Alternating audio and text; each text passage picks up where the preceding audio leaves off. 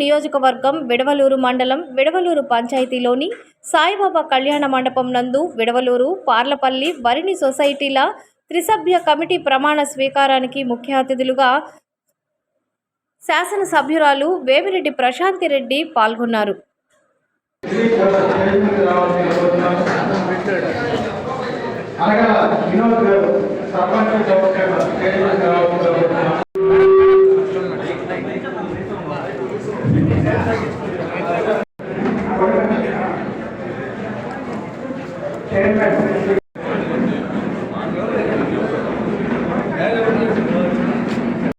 ప్రమాణ స్వీకారానికి విచ్చేసిన తెలుగుదేశం నాయకులు, కార్యకర్తలు, అలాగే బీజేపీ నాయకులకి, జన సైనికులకి అందరికీ కూడా ధన్యవాదాలు తెలుపుకుంటున్నాను.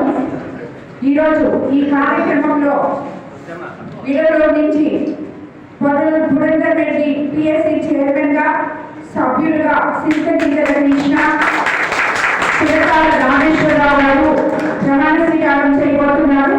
పార్లపల్లి నుంచి పిఎస్సి చైర్మన్ గా రేగులు చంద్ర, సభ్యులుగా వకీల రామసుబ్బారెడ్డి, సిహెచ్ రామేశ్వరమ్మ ప్రమాణ స్వీకారం చేయబోతున్నారు. అదేవిధంగా వరడి నుంచి కొడిమల్ల వెంకటేశ్వరులు పిఎస్సి సభ్యులు నాటాల విజయ్ కుమార్, కురుమల వెంకట స్వామి మీరందరూ కూడా ప్రమాణ స్వీకారం చేయబోతున్నారు. మీరందరూ మన తెలుగుదేశం ప్రభుత్వం అధికారంలోకి వచ్చిన తర్వాత రైతన్నలకు అండదండలుగా ఉండే రైతు పక్షపాతి అయిన మన ముఖ్యమంత్రి చంద్రబాబు నాయుడు గారి ఆధ్వర్యంలో పిఎస్సి చైర్మన్లుగా, మెంబర్లుగా ప్రమాణ స్వీకారం చేయబోతున్నారు.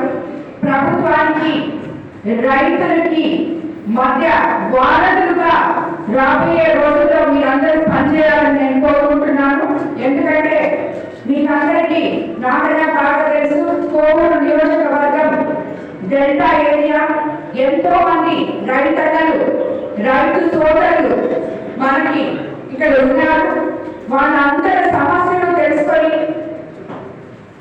సమన్వయం పాటించి ఓర్పుతో వాళ్ళ సమస్యలు తీర్చాలని, వాళ్ళకు అన్ని వేళలా పిఎస్సి చైర్మన్ కానీ, కమిటీ సభ్యులు కానీ అండగా ఉండాలని చెప్పి కూడా నేను మీకు అందరినీ కోరుకుంటున్నాను.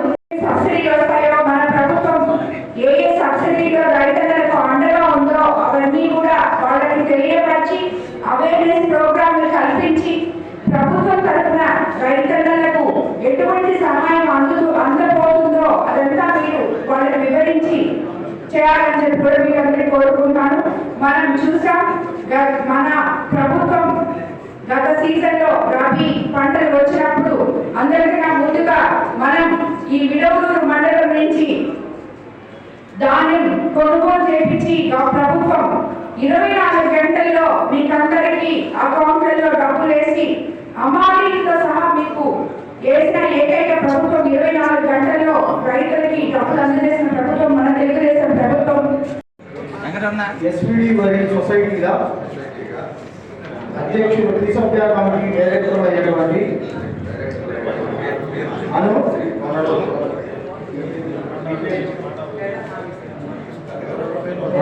సహాయక విధి నిర్వహణ అంకిత భావంతో